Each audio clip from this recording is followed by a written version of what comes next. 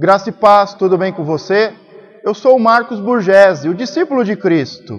Eu ajudo as pessoas a conhecerem a Deus e o seu reino, sem caírem na armadilha da religiosidade. Nós estamos tendo uma série de vídeos sobre o livro Restituição, do apóstolo Gerson.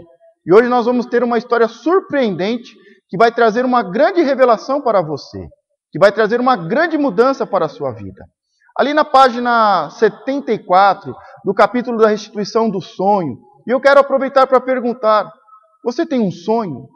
Qual é o seu sonho? E a história acontece mais ou menos assim, eu vou contá-la com as minhas palavras. Um casal que tinha um pequeno filho e um jumentinho foram fazer uma longa viagem.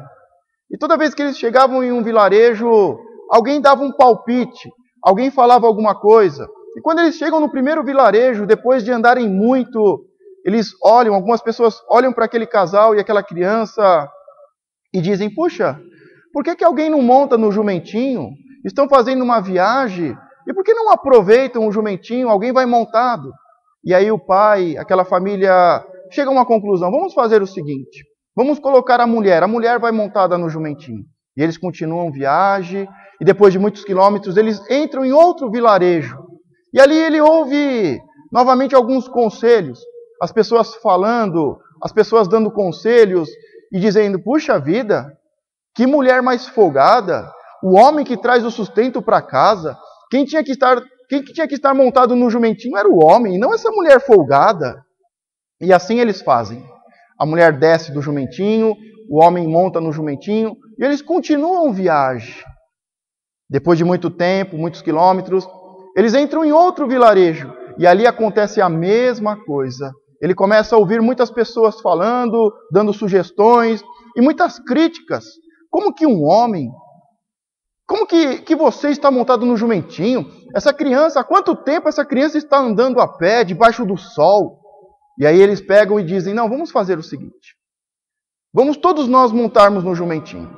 E agora não só a mulher, o homem, mas agora todos estão montados no jumentinho. Eles continuam viagem, um longo quilômetro, uma grande viagem. Quando eles chegam no próximo vilarejo, acontece a mesma coisa. Eles olham e dizem, será que não estão vendo que vão acabar com o animal? Que estão destruindo o animal? Olha as costas do animal. É muito peso, os três em cima do animal. E eles descem ali. E a grande questão dessa história é que se você tem um sonho, você tem que saber quem você é e para onde você vai. Como você tem que fazer. Porque se você, a cada momento, ouvir uma pessoa, ouvir um conselho, a todo momento você vai mudar e não vai agradar ninguém. Sabe, quando eu lembro dessa história, e toda vez que eu leio esse livro e me deparo com essa história, vem à minha mente o começo da história de Jesus. Um homem chamado José, com a sua esposa Maria, e ela ainda grávida, montada em um jumentinho, e eles fazendo uma longa viagem em direção a Belém.